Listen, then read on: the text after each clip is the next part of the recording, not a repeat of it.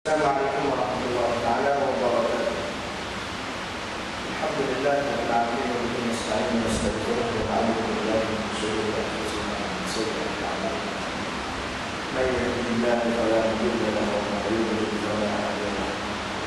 Asyhadu an la ilaha illallah wahdahu la syarika lahu wa asyhadu anna Muhammadan abduhu wa rasuluh. Allahumma shalli wa sallim ala sayyidina Muhammadin wa ala alihi wa sahbihi wa sallam. واشرح لي صدري ويسر لي امري واحلل عقدة من لساني يفقهوا قولي اما بعد.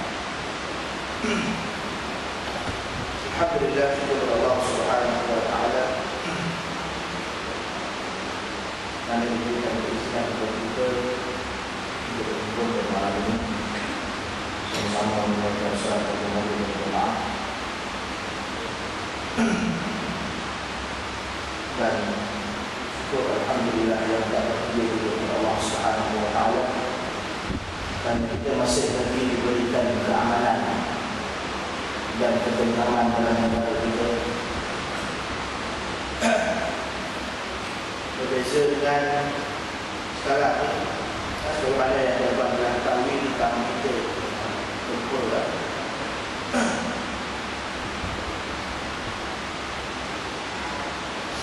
Kita kumpul di masjid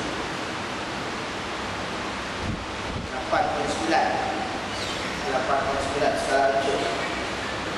Tsunami pada tahun yang 2004, tsunami masa itu 9.1 kejaran yang berlaku. Ini 8.9, beza 0.2 saja. Banyak tempat rasa Perak, Kedah, Langkawi, Penang, Kelantan sendiri pun ada maklumat daripada sahabat lah. Rasa dekat diorang.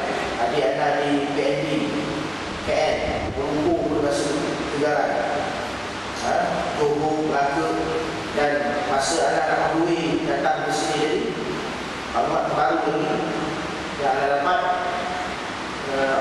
orang call beritahu Aceh sekarang dah menaiki air beberapa meter saja lagi tak sampai ke rumah. Pantai dia Thailand pun pantai air dia dah surut. Jadi macam yang dulu kan, macam yang tahun 2004 bila air semua hentam Aceh, jadi di Thailand mana air surut. Sama lagi bekalan elektrik yang terputus di Aceh, komunikasi pun tak boleh gerak. Ada tempat yang boleh, ada yang tak boleh.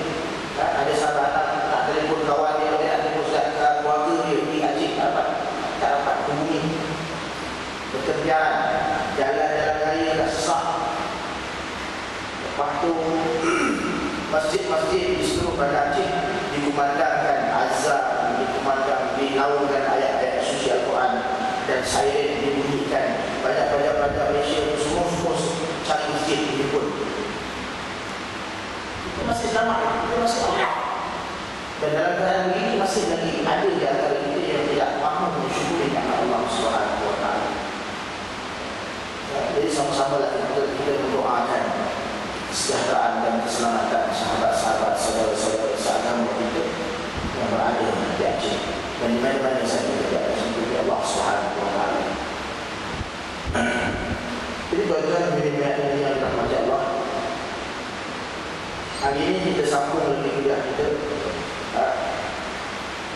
Kalau tak ada sambung macam kuliah pertama, yang hari ini kita mukadimah saja, kita pengenalan saja. Tapi walau bagaimanapun untuk kuliah yang hari ini, muka surat 1, 2, 3, 4, 5, 6, 7, 8, 9, 10, 11, 12, 13, 14 itu langkah terus. Sebab kita dah sebut dah masa mukadimah ni. Kita dah sebut dah sedikit masa mukadimah. Kita tuan-tuan boleh baca sini. Hari ini kita masuk pada muka surat 15. Muka surat 15 berkenaan dengan keistimewaan undang-undang Islam. Keistimewaan undang-undang Islam. Sebenarnya kalau ikut kita tak payah menjaga pun, tak payah sebut pun aku tak keistimewaan undang-undang Islam ni, tak payah sebut. Tak payah. Sebab kita nama Allah Subhanahu wa taala, apa saja yang turun daripada Allah, yang datang daripada Allah, kita sangat tahu apa. Kita terima je, tak payah tahu dah. Aku sebab Kenapa kena buat ni pasal budaya kita daripada dulu lah. Itulah manusia ni nak tahu. Kenapa kena sembahyang, kenapa kena puasa, rukuk, pasal apa, sujud ke pasal apa. Pasal apa kena takbir Allah Akbar begini, kenapa kena buat macam, kenapa wuduk basuh muka kan, macam yang kita nak tahu.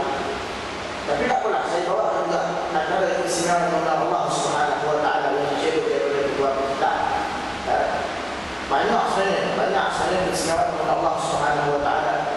Antaranya kalau kita lihat yang pertama, agama Islam ini adalah ciptaan Allah Subhanahu wa taala yang Maha Pencipta. Satu tu saja poin yang cukup dah sebenarnya. Dan cukup dah. Dia adalah ciptaan Allah Subhanahu wa taala. Maka bila ciptaan Allah untuk siapa? Untuk makhluknya. Siapakah makhluknya? Kita lah. Manusia yang berada di atas bumi Allah Subhanahu wa taala. Selayaknya makhluk mengikut undang-undang ciptaan Khalik. Orang Tuhan yang mencipta, iaitu Allah Subhanahu wa taala, selayaknya ikut. Jangan ikutlah undang-undang ciptaan manusia. Kan? Allah kata apa? Wala tattabi' ahwa alladziina la ya'lamun. Jangan kamu ikut hawa nafsu orang-orang yang tidak mengetahui. Bila kita ikut undang-undang ciptaan ataupun hawa nafsu orang-orang yang tidak mengetahui tentang baik punya, kita ini baik punya apa sesuatu perkara, tapi itu yang kadang-kadang undang-undang itu pun tidak mampu untuk mencegah perbuatan jenayah dan sebagainya. Sebab mereka tidak tahu apakah yang baik dan apakah yang buruk. Hanya Allah Subhanahu wa taala sahaja yang mengetahui. Kadang-kadang suatu perkara yang kita anggap benda itu baik, tapi sebenarnya di sisi Allah benda itu tak baik bagi kita. Kadang-kadang suatu perkara yang kita anggap benda itu tak baik, tapi di sisi Allah benda itu baik. Ada contoh lah, aksiden terbang jatuh boleh. Kita anggap benda ni Allah ni mana takut mana lagi baru percaya. Kita mana tak suka, memang tak suka boleh duduk kat rumah, duduk kat hospital terletak bagi semua. Tapi sebenarnya benda itu baik bagi kita. Baik apa? Bila kita dapat aksiden, kita punya busuk ni belah kanan ni koyak nak luka bagi semua, busuk mata aku kenapa tu. Jadi doktor buat apa, doktor terpaksa buat pembedahan. Mana dia bisa bedah tu, dia jumpa pula. Masa doktor dah tu, doktor nampak jumpa khusus yang terlebih kita tu, appendix kita tu dah nak pecah. Seminit pecah, betul lah, 2 minit pecah. Kita tak tahu, kita rasa apa sakit perut ni, sakit sini ni. Mana ada sakit perut, tak makan lah, alhamdulillah. Nak ada makan dengan cili, tak makan cili pun, kita tepuk belah kanan. Rupanya pendek, kita tak tahu. Aksiden, demam situ. Bawa hospital, koyak dekat bahagian sini. Doktor pembedah nak jahit dan semua dalam proses tu, dapat detect appendix kita dah nak pecah. Dia pun potong terus. Jahit, lepas tu masa kita dah sedar, doktor beritahu. Masa dia buat operation, kami dapati appendix tu dah nak pecah, kita potong terus. Bunyi ke mata lah, sakit perut, kenapa? Asal kita rasa dia. Kita duduk rasa benda tu macam tak baik bagi dia, tapi kita ada baik. Siapa yang tahu? Allah saja yang tahu. Kita tak tahu. Kita masuk tak tahu. Kemampuan akal kita terbatas. Jadi pada undang-undang syariat Allah ni undang-undang yang terbaik. Kemudian di undang-undang Islam mendidik jiwa manusia. Bila mana kita beriman kepada ketetapan Allah Subhanahu wa taala. Bila mana kita beriman dengan ayat Allah Subhanahu wa taala, yang mana Allah Subhanahu wa taala sebut, "Man ya'mal mithqala dzarratin khairan yarah wa man ya'mal mithqala dzarratin syarran yarah." Siapa yang melakukan kebaikan walau sebesar zarah sekalipun, Allah akan perlihatkan, dia akan melihat di mana? Di akhirat nanti. Walau sebesar zarah tak tertinggal kebaikan yang dibuat. Dan siapa yang melakukan kejahatan walau sebesar zarah nanti, dia akan melihat di akhirat. Bila ada kesedaran dalam diri dia bahawa nak sembunyi cukup mana sekalipun, nak elak mana sekalipun daripada perbuatan jenayah yang dia lakukan, Allah Subhanahu wa taala akan tahu tak? Memang dah tahu ke pun? Bukan tak tahu, tahulah apa yang dia buat itu setiap masa, setiap saat, kita tahu tak?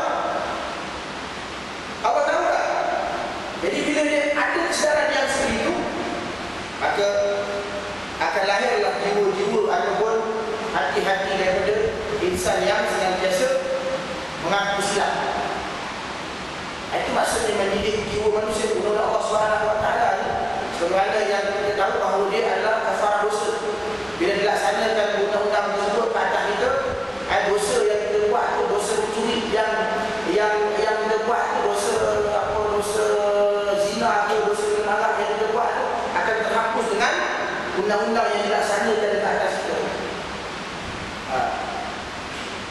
Kalau undang-undang yang berada di luar sana, undang-undang dunia, hukum dari 15 tahun, 20 tahun sekalipun penjara, tidak dapat mendidik jiwa manusia. Tak kena potong tangan, tak kena sepat, insyaAllah manusia nanti akan jadi orang yang mengisafi dosa dia. Nak makan tengok tangan dah hilang, nak minum tengok tangan dah hilang, nak ambil barang tak boleh tangan dah hilang. Selanjutnya dia akan ingat. Begitu juga lah kalau kita lihat Ma'is al-Aslami yang nak berzina. Dia jumpa Rasulullah SAW, ya Rasulullah saya telah berzina, ya Rasulullah saya telah berzina. Walaupun Nabi SAW gigi-gigi di mana jauh, di luar daripada Madinah. Maknanya Nabi sokeh, betul dia orang ni, apa saja dia waktu, tapi dia waktu juga. Dia datang ke Rasulullah, ya Rasulullah saya telah berzina. Sebab apa? Sebab kebet kesedaran dalam diri dia. Dia nak menyuruh mana-mana sekalipun, Allah tahu. Lebih baik dia mahu kepada Rasulullah SAW supaya undang-undang yang dilaksanakan ke atas dia boleh menghapuskan dosa dia. Kesalahan zina yang dilakukan akan terhapus dengan undang-undang yang Allah SWT telah tetapkan. Itu di antara kelebihan undang Islam. Undang-undang manusia tak boleh, tak ada. Tengoklah, kalau dah kata undang-undang manusia ni boleh mendidik jiwa manusia, pasal apa yang curi tu lepas keluar dia curi balik, lepas tu penjara balik, lepas keluar dia curi balik. Pasal apa? Sampai naik dulu, kalau tak silap saya penjara maksimum 7 tahun, 10 tahun je. Dia dah jadi sampai 20 tahun penjara. Naik. Alasannya manusia tak insaf. Dah curi. Memang sebab undang-undang tu dicipta atas dasar nak menghukum pesalah, bukan nak mendidik pesalah. Undang-undang Islam dicipta oleh Allah SWT atas dasar nak mendidik pesalah dan nak mendidik masyarakat di sekeliling dia supaya jangan buat perbuatan curi ini. Bila curi, kamu kena potong tangan. Bila dah potong tangan dah tak ada, nak pakai apa ni? Nak didik jiwa manusia supaya rasa gerun, supaya rasa takut. Dia tuan-tuan, kita bila nak bila nak memasukkan suatu perkara, bila kita nak jadikan suatu tempat kita tu aman, damai, dia ada 2 langkah. Dalam Islam ada 2 langkah bagaimana nak didik manusia. Yang pertama dengan cara menasihati dan dengan cara mentarbiyah, mengajar dia, beri ilmu, beri pengetahuan. Yang kedua dengan cara penguasaan, dengan cara denda, dengan cara kekerasan, untuk melahirkan rasa gerun dalam manusia, dalam diri manusia. Sebab tu Nabi kata umur 7 tahun Nabi suruh didik anak didik dia. Didik takbir ada supaya Allahu Akbar. Lepas tu kita rukuk dia lagi. Jangan marah dia pasal dia baru 7 tahun. 8 tahun, 9 tahun didik sembahyang. Baca sembahyang, bagi apa semua, bagi nasihat, bagi apa. Masuk 10 tahun tak sembahyang, bodoh. Sama lah macam kita. Kita nak buat satu undang-undang kan, masjid kita didik, announcement bagi tahu dengan masyarakat bahawa jangan buat begini dalam kawasan masjid, jangan buat. Lepas satu mereka kita buat puasa, buat tangkap denda. Cara dia itu kaedah dia. Tak boleh mereka nak main didik dan cakap sama macam undang-undang undang murtad tu apa. Tak perlu. Saya kata saudara, tak perlu nak tumbuhan ni roadshow sana, roadshow sini. Beritahu tentang masalah murtad, masalah tak perlu. Tak apa. Sebab masyarakat sekarang ni dah terdidik lama dah tentang murtad. Semua orang tahu kalau keluar Islam berdosa besar. Semua orang tahu.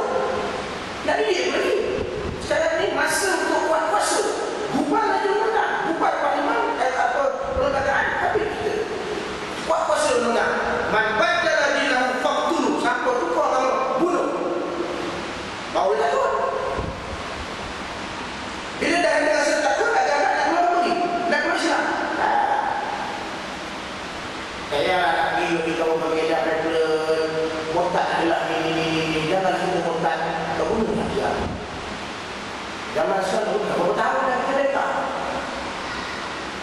Kita ni baru masuk Islam tu. Islam dah lama, zaman nenek moyang tu bukan Islam. Nak edah tu ni apa? Tak ada lah. Nak usyuk ini Pahang, Kedah, Kelantan, Melaka, Terengganu, Sembilan, tak ada. Usyuk. Yang utama bubar perlembagaan yang bertentangan dengan undang-undang Allah Subhanahu Wa Taala supaya undang-undang Allah dapat tegakkan. Belakang dalam buku saya, belakang saya dibuat perbandingan undang-undang jenayah syariah muka surat 107. Ringkasan peruntukan jenayah yang berada di Indonesia. Ini saja yang ada. Sikit tipis sangat yang ada. Untuk apa hukuman apa kesalahan itu ada, tapi peruntukan hukuman itu langsung tidak menepati dengan peruntukan Allah Subhanahu Wa Taala. Denda penjara sempat. Sedangkan yang dimaksud itu semua hudud. Ada bukan, ada mungkin, tapi untuk undang-undang tak ada. Zaman sekarang tak ada lah, manusia tak ada lah. Islam ada benda je, tak apa nasihat, berikan. Semua dah didik dah sekarang. Profesor Dr. Yusuf Al-Qaradawi, Dr. Muhammad Zuhairi sendiri sebut, dan ramai lagi ulama-ulama Islam sebut, manusia, umat Islam yang duduk dalam negara Islam tidak ada istilah jahil. Tak ada. Kalau dia duduk dalam negara yang bukan negara Islam, negara kafir dia tu, dia mungkin sebab Islam tidak tersebar di situ. Dia tak dapat bahan-bahan bacaan tentang Islam amat payah, susah dan sebagainya. Kita ni kalau pun tak datang masjid, tak belajar, tak pergi kuliah secara formal sekalipun tentang fiqh jenayah ni, paling-paling tidak dengar anak kita cakap. Paling-paling tidak kalau pakai baju nak pergi kerja ni, buka TV tanya ustaz, dengar. Tanya ustaz. Paling-paling tidak sekarang nak tunggu ngantuk mata kan, buka TV 3 ke, Al-Kuliah ke, apa ke, dengar lagi orang bercakap. Pergi makan kat warung-warung ke, dekat mana-mana ke, tengah makan nasi lemak, belakang itu orang bercakap lagi. Jadi mana dia datang, dia tak tahu dah. Tak ada lagi istilah masyarakat jahil dalam negara Islam. Puan-puan ni tempiat Islam tu kena nak kata. Takkan tak tahu Islam tak boleh. Boleh ke dia tak tahu dah Islam ni berusaha bohong sangat. Tak boleh dia kata itu lah. Dia kata semua agama dalam dunia jika tidak membenarkan perbuatan Islam. Itu persetujuan sebelum perkahwinan. Itu yang kedua. Undang-undang Islam mendidik dua manusia. Dia didik penjenayah itu dan didik juga orang yang melihat undang-undang itu dilaksanakan, rasa gerun, takut dan sebagainya. Kemudian C, kesan undang-undang Islam amat mendalam. Memang mendalam. Bila kita dah melihat pelaksanaan undang-undang Islam itu di hadapan mata kita sendiri, utama kalau tidak saudara-saudara kita, sahabat anda kita yang potong tangan, yang disopat di depan masyarakat umum, orang akan rasa gerun, orang akan rasa takut. Macam mana yang saya sebut dulu kan, salah seorang profesor di salah sebuah institusi pengajian tinggi, tak tersebut IPTS, sahabat saya ni, bila dia memang dalam bab-bab hukum hakam ni memang dia mahir lah, memang dia menghafal hukum hakam, kata-kata ulama. Bila sebut tentang orang Islam, dia tak boleh, tak jalan, tak boleh laksanakan. Saya pun rasa pelik, saya pun dari dulu. Lepas ada proyek-proyek, lepas ada sedih-sedih, hukum-hukumnya pasal dia kata, wahai Ustaz, kalau laksana orang Islam nanti anak saya kena sebat, nanti isteri saya kena jam sampai mati. Macam tak? Kalau berlaku satu hari nanti, dia takut. Ada rasa ketakutan dalam diri dia. Selesai masalah. 50% undang-undang Islam dah terlaksana. Sebab takut itu sebenarnya adalah matlamat nak diwujudkan dalam undang-undang Islam. Bila masyarakat takut nak buat jenayah takkan dia buat. Takkan ada jenayah. Sekarang ni orang tak takut. Itu je. Buat kuasa undang-undang, lepas tu anggota buat kuasa pun tak apa.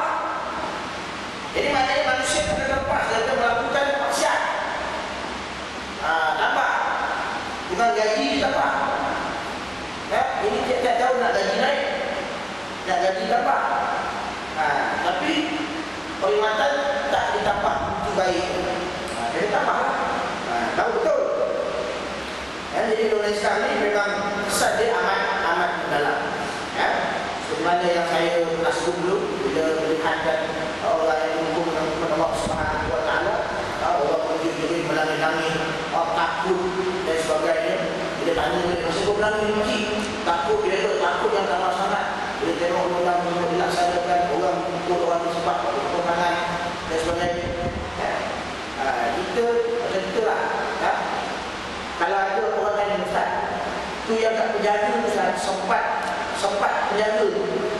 undang-undang sekarang ni sampai terkoyak umur-umur Ustaz. Tak ada pun orang takut Ustaz. Siapa yang takut? Siapa yang tak ada yang takut? Kalau tuan-tuan ni baca berita, baca surah hari-hari, tuan-tuan akan jumpa berita 2 tahun surah. Saya tak ingat kali bila surah apa yang saya baca. Saya baca di kedai kopi. Tahu apa yang ditulis dalam berita tu? Orang muda menjerit, menangis, teresak-esak, berlalu. Teresak-esak apabila dikenakan hukuman sebat 9 kali sebatan. Baca berita tu, bila hakim mengumumkan hukuman penjara 10 tahun, dia senyum ni. Dia jatuh hukuman sebat 9 kali sebatan, menangis, teresak, berlalu ni. Tak nak sebat. Oh, takut tu. Hukuman dunia tu boleh takut. Terkoyak, menunggu kan? Kalau dia tak ada saat, dia kata memang saat, dia takut tu memang saat. Banyak orang mungkin dalam 1000 seorang tu saat yang takut. Yang 900 orang tak takut pun. Senang je kesimpulan dia. Sebab undang-undang dunia, undang-undang dunia ni tak ada roh. Jadi bila dilaksanakan pun orang rasa main dia. Yang ni undang-undang tu undang Allah Subhanahu Wa Taala.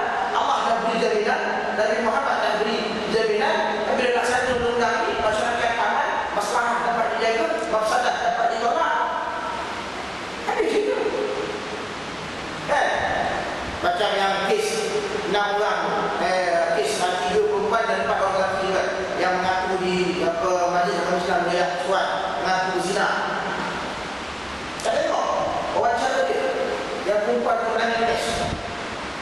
Dia kata saya sedar dosa saya, kesilapan saya, dan saya rela disebat. Walaupun saya kena sebat 6 kali sebatan, tapi saya rasa insaf sangat. Sebab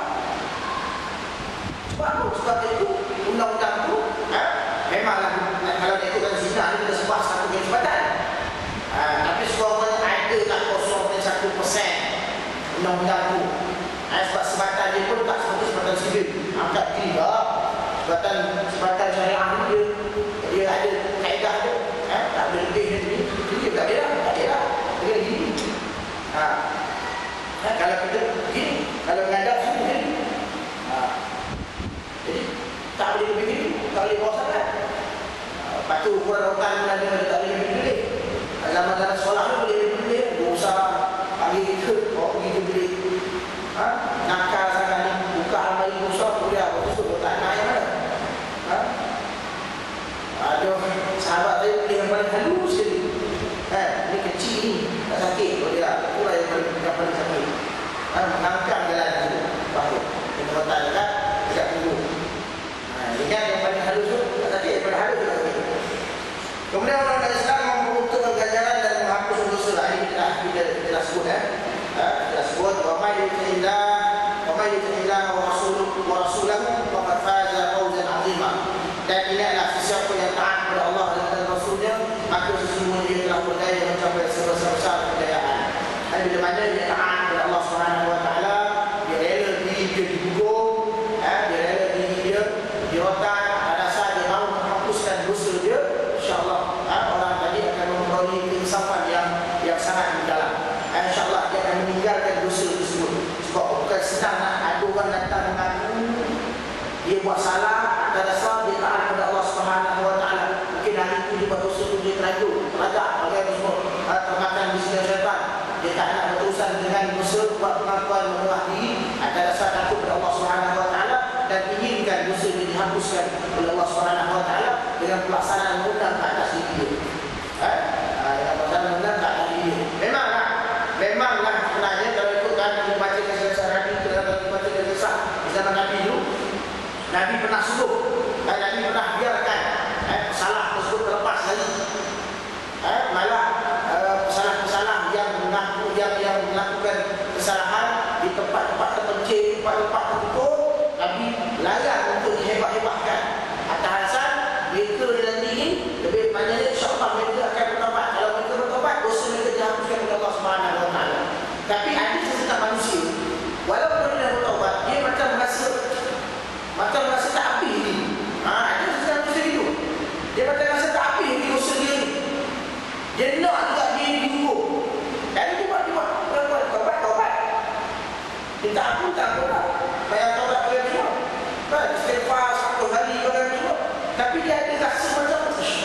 rasa macam tak ampun lagi dosa. Gitu. Jadi dia pun buat tak apa, tak ada masalah. Dia buat. Memang dia lah berzina, memang dia lah mencuri, memang dia lah merompak dan sebagainya. Jadi tak ada masalah. Tak ada masalah. Baik, seterusnya undang-undang Islam tidak berubah dan sesuai untuk setiap zaman dan ketika. Ini hujah yang paling kita kena ambil perhatian. Bahawa undang-undang Islam ini adalah undang yang tidak akan berubah dan sesuai untuk setiap zaman dan setiap ketika. Siapa yang kata undang-undang Islam hanya sesuai untuk zaman unta, hanya sesuai untuk zaman padang pasir, maka sebenarnya dia telah mengatakan Allah SWT tak tahu bahawa zaman akan datang ni unta dah tak ada. Kereta yang banyak sekarang. Bila mana dia mengatakan begitu, seolah-olah dia menganggap Allah SWT tak tahu bahawa 1400 yang akan datang, 1200 yang akan datang, dunia akan berubah. Baru nanti tinggi, kereta canggih-canggih, dalam kaya, tol menurun sekali dan sebagainya. Macam-macam lah. Macam seolah-olah tak terjangkau. Menafikan kebiasaan Allah SWT, menafikan sifat mengetahui Allah SWT. Kan Nabi dah sebut, aku tinggalkan kepada kamu dua perkara dan kamu tidak akan sesat selama-lamanya jika berpegang kepada dua benda tersebut. Dua tersebut kepada Quran dan Sunnah. Maknanya Quran itu adalah Nabi berbeza. Dan Allah juga sebut Quran akan dipelihara sampai akhir nanti, sampai kiamat nanti. Maknanya dia dustur umat Islam, lembagaan umat Islam, undang-undang umat Islam, peruntukan umat Islam. Jadi pasal apa kita boleh kata dia tak sesuai?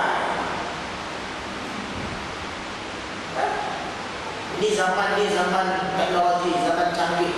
Macam ada orang kata lah. Ada orang kata, "Man, kau masih percaya lagi dengan hantu-hantu ni? Ini zaman sains dan teknologi lah." Kalau kita buat hantu itu pada kataan yang ada dalam Quran, syaitan, jin, iblis. Dan adanya syaitan, iblis ada zaman ni. Zaman moden ni tak ada. Syaitan, jin, iblis ada di zaman Rasulullah, zaman padang pasir. Ini pun kata orang yang cetek pengetahuan. Orang-orang yang dididik dengan pendidikan barat. Zaman saya dan teknologi ini bukan masih percaya ke sihir-sihir ini semua. Zaman saya dan teknologi ini masih percaya ke orang pada suatu istilah semua ni. Apa pula? Selagi tak usah dunia ni, selagi tak kiamat, selagi itulah syaitan dia, selagi itulah jin dia. Selagi adanya manusia yang berkawan dengan jin, selagi adanya manusia yang berkawan dengan syaitan, yang berkawan dengan syaitan, dengan jin untuk memusnahkan orang lain, selagi itulah ada sihir. Zaman sains dan teknologi itulah nanti banyak sihir. Pasal apa? Pasal orang nak rebut jawatan CEO, orang nak rebut jawatan haji masjid, orang nak rebut jawatan imam, orang nak rebut jawatan pengurusi, orang nak rebut jawatan JKK, orang nak rebut jawatan macam-macam. Orang nak rebut tender ni. Jaga tau. Aku sihir tu imam. Aku santau tau. Nampak? Lagi tak banyak. Bila orang kata, aku ni cari berapa karun ni, zaman saya dan teknologi ada ke sihir? Ya ilah Allah. Cakap orang kalau dah kena kata-kata yang boleh boleh tahu. Ayat perlindungan juga yang Nabi kata, ayat perlindungan 30 ayat kursi itu untuk Allah, takkan hanya level zaman Nabi saja. Pasal apa Nabi suruh baca 30? Pasal apa Nabi suruh baca ayat kursi? Pasal apa untuk berlindung daripada syaitan? Syaitan tu ada sampai kiamat. Jadi sihir kita ada walaupun zaman canggih, zaman sains dan teknologi, sama dengan Allah SWT. Walau berubah macam mana sekalipun zaman, akan datang bangunan tak ada ranah lah, ada awan semua melancur ke awan A, awan B. Ya kan, yang orang kata nak buat padang pelancongan di bulan pun ada kan. Walaupun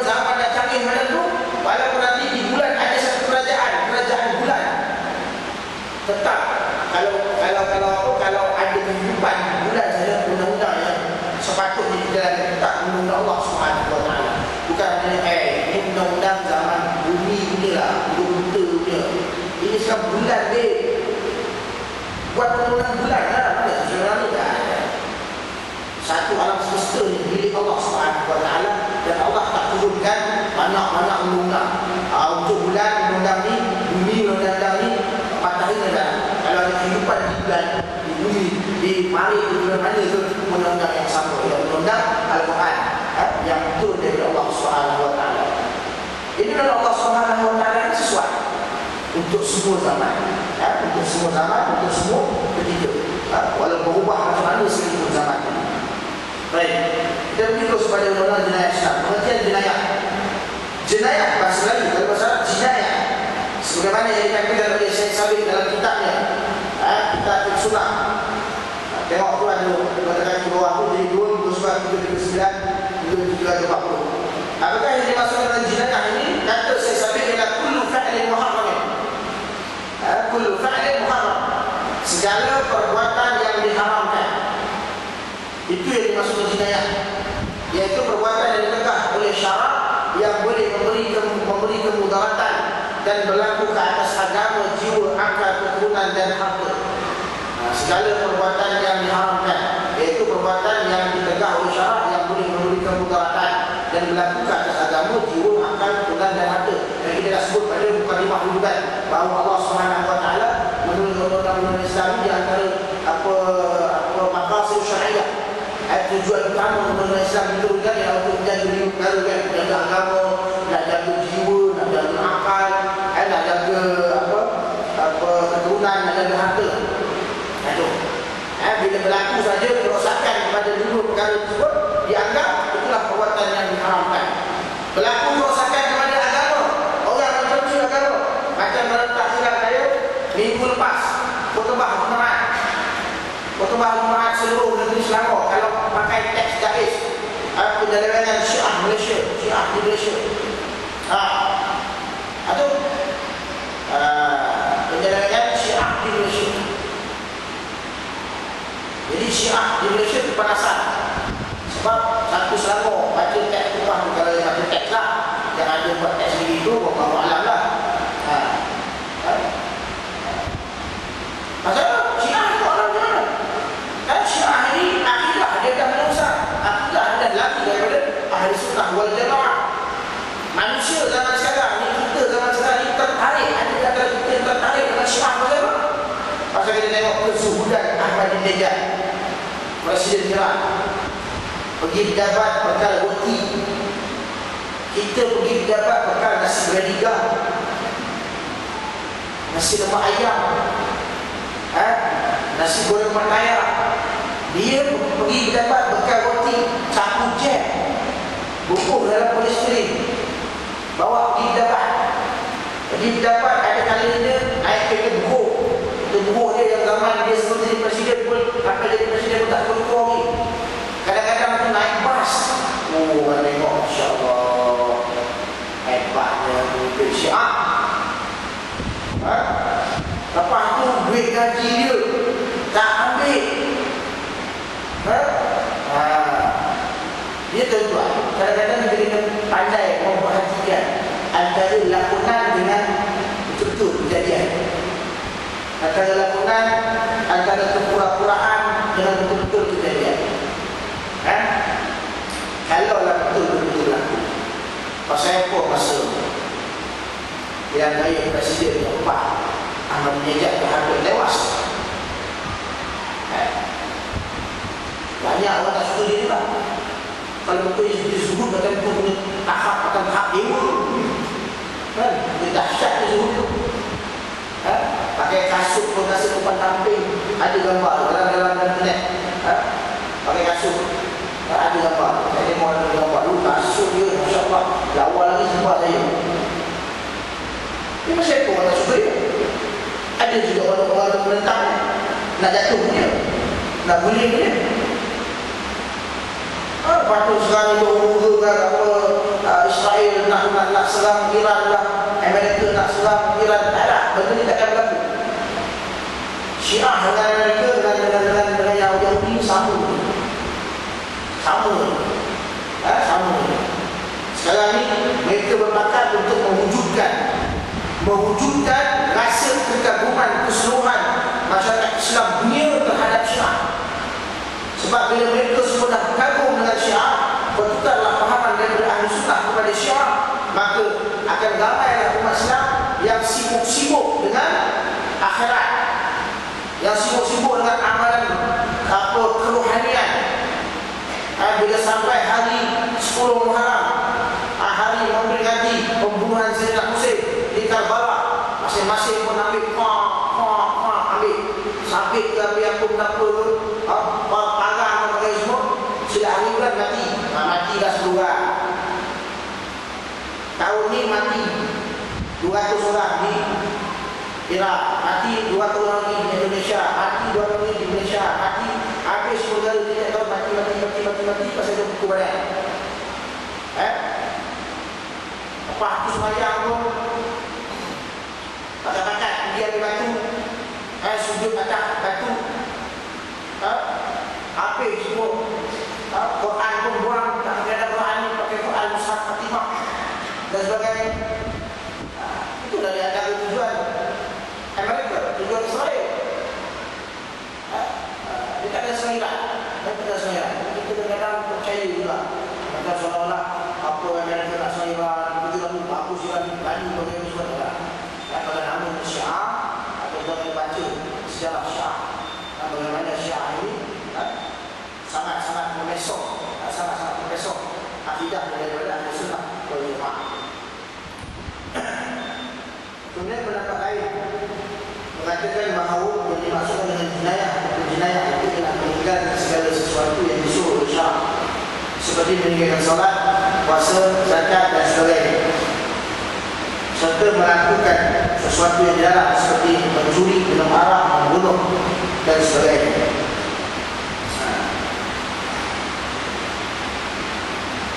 Maknanya jenayah juga boleh disebut sebagai meninggalkan segala sesuatu yang disuruh oleh Syiah, seperti meninggalkan salat, puasa, zakat dan sebagainya. Orang yang meninggalkan salat, orang yang meninggalkan puasa boleh disebut sebagai penjenayah, sebab dia melakukan perbuatan jenayah. Semayang tak? Dok, jenayah tu boleh. Puasa tak? Dok, jenayah tu. Ini salah satu pendapat juga. Kerana jenayah ni bila kita meninggalkan perbuatan yang Allah Subhanahu Wa Taala suruh, apa saja yang Allah Subhanahu Wa Taala perintahkan, yang termaktub dalam Al-Quran, dalam sunnah Rasulullah SAW. Sunnah ni kita boleh hindari. Sebenarnya kalau kita baca sesuatu hadis, kita sebenarnya tak boleh nak beramal terus dengan sesuatu hadis. Dapat sesuatu hadis kita beramal terus. Lalu bila kita beramal terus tanpa kita melihat perbahasan ulama, maka akan jadilah kelompok sekumpulan manusia yang akan menyesatkan orang lain, mengatakan orang ini salah, orang ini tak betul, dia saja betul, pasal dia jumpa hadis sahih. Dan hadis yang dijumpa itu imam-imam yang lepas tak jumpa. Imam Syafi'i tak jumpa hadis itu, Imam Ahmad bin Hanbal tak jumpa hadis itu. Kalau kita kata imam-imam itu jumpa, tengoklah perbahasan dia. Sebab itu macam contoh hadis apa? Hadis yang Nabi kata tentang bab celup tangan dalam air kan? Itu hadis contoh bab celup tangan dalam air. Yang pernah saya sebut dulu. Kekuatan tu, jangan kita Nabi kata jangan mencelup tangan dalam gayung bila kita bangun daripada tidur kan? Maksudnya mafhum dia apa? Kalau itulah maknanya. Nabi kata maknanya jangan kita celup tangan dalam gayung ketika kita bangun daripada tidur, sebelum kita membasuh tangan kita 3 kali. Siapa yang buat? Siapa yang tak buat? Kalau hadis kita faham, makin 100%, tak nak tengok perbahasan ulama, kita faham, kita tengok hadis ni, bila dia kata, jangan masuk, jangan celup, jangan. Maknanya mereka perintah suruh jangan buat, tapi yang buat dia berdosa-dosa yang buat. Sedangkan bila tengok bahasa ulama, ada ulama kata wajib, ada ulama kata sunat, ada ulama kata harus. Itu perintah dalam hadis. Tapi kalau perintah dalam Al-Quran, kalau Allah kata akhir salat, ada ulama ada tak? Kalau kita lihat bahasa ulama, Allah kata sunat.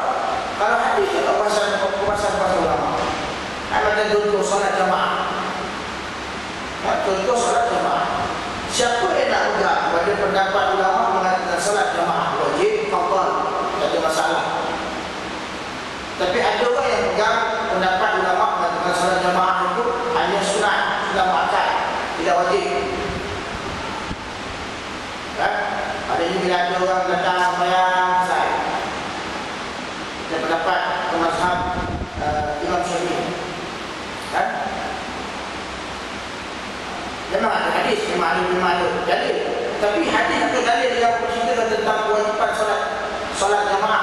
Apakah Imam Syafi'i tak jumpa hadis pun? Jumpa.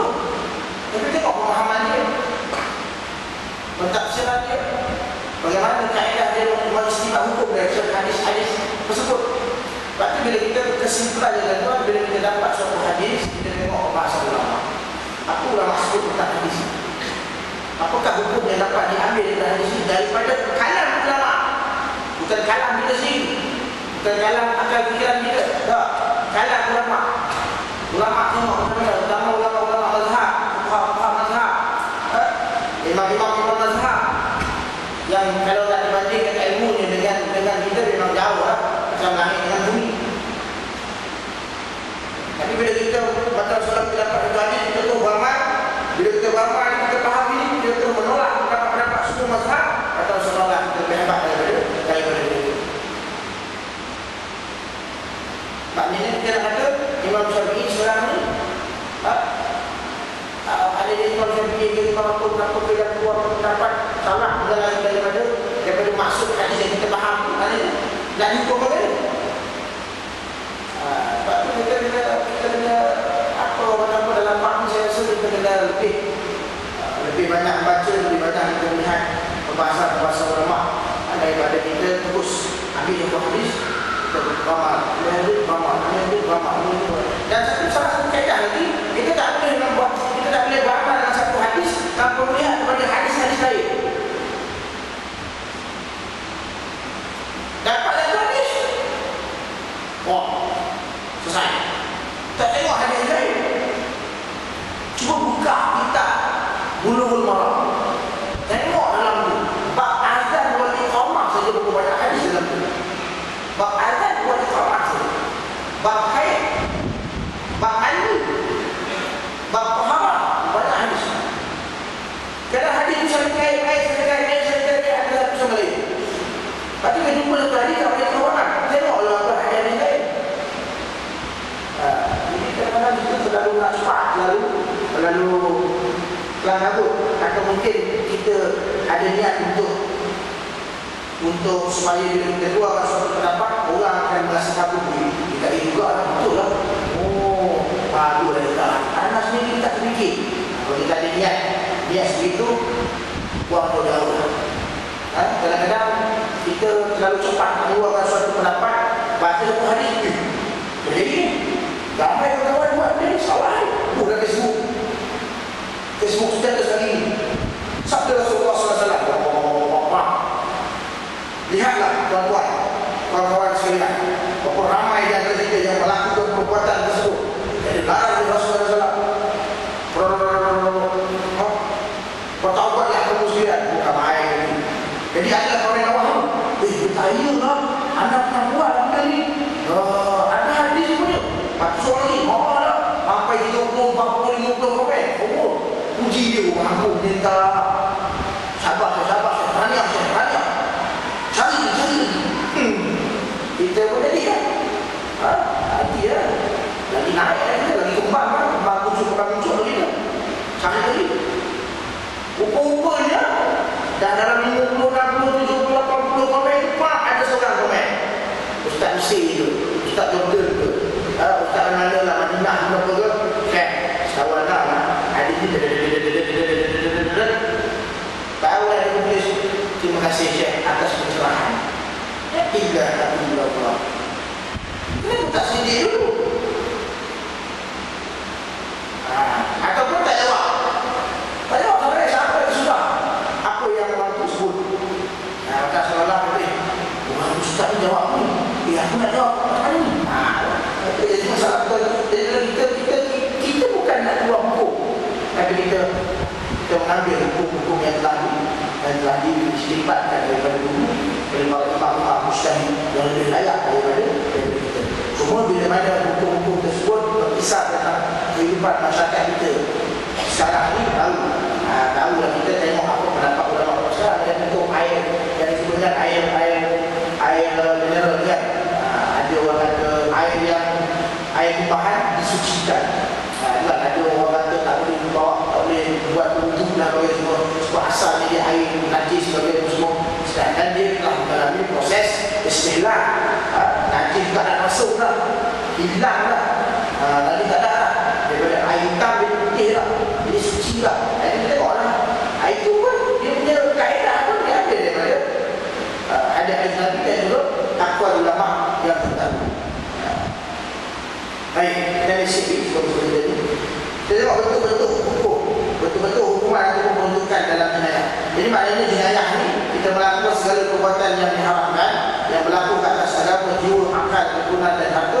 Kemudian pendapat lain mengatakan jenayah ini adalah meninggalkan segala sesuatu yang disuruh oleh syarak, seperti meninggalkan salat, puasa, zakat dan sebagainya, serta melakukan sesuatu yang dilarang oleh syarak. Berkhayat pun dianggap jenayah. Walaupun tidak termasuk dalam perbuatan hudud, tapi macam berkhalwat, duduk berdua-duaan, pegangan-pegangan, duduk dalam kereta, singgah McD, singgah KFC, drive-thru, lepas tu berhenti kat taman, letak ayam KFC atas dashboard, makan, sambil-sambil makan, mulut makan juga, tangan pun bergerak sana sini, dengan kanan, itu pun jenayah, jenayah maksiat dan sebagainya. Dan ini termasuk dalam peruntukan ta'zir. Peruntukan ta'zir, dia bukan hudud. Dia tak boleh cap dengan kesalahan zina, sebab dia tidak melakukan zina lagi. Zina, dia mestilah berlakunya perbuatan memasukkan zakar ke dalam farash wanita. Itu baru zina. Dan saksi mesti melihat perbuatan tersebut berlaku. Bukan saksi tengok sama-sama, tak boleh. Saksi dia tengok perbuatan itu berlaku. Saksi nampak jelas, terang-terang macam masjid ni, macam api masjid terang, nampak terang. Seperti batang celak masuk dalam penutup celak, nampak betul masuk tu, baru dia boleh jadi saksi. Baru dia boleh. Itu pun tengok pula dari itu saksiah dia. 8 ciri-ciri saksi dia tu ada tak pada dia? Ada. Jadi nampak betul batang jiwa tu betul. Memang nampak betul aku. Baru boleh melakukan pendakwaan dan sebagainya. Cakap tengok sama-sama gelap-gelap, nampak apa, tak nampak perbuatan masuk tapi nampak turun naik pasal dalam semua pun tak boleh. Atas dia bumping saja ke kat hati tu, tak tahu. Kita doakan, oh ni zina ni zina. Tadi bumping ni satu, 2, 3, 4 turun naik ni zina. Dalam semua pada dia nampak ni zina. Tak nampak perbuatan masuk tu. Kena. Baik. Jadi betul-betul hukuman ataupun peruntukan dalam jenayah ini ada 3. Ada ulama ketempat. Ada ulama ketempat, tapi saya cenderung kepada pendapat ini yang ada 3. Iaitu yang pertama hudud, yang kedua qisas dan diyah. Ulama yang ketempat ni diyah ni dipecahkan. Hudud, qisas, diyah, ta'zir. Tapi ulama yang kata 3, qisas dengan diyah itu sekali. Hudud, qisas dan diyah serta ta'zir. Sebab dia dengan kisah ini ibarat irama dengan lagu, tak boleh dipisahkan. Sebab ada kala dia, atau contoh dalam kes membunuh, kan?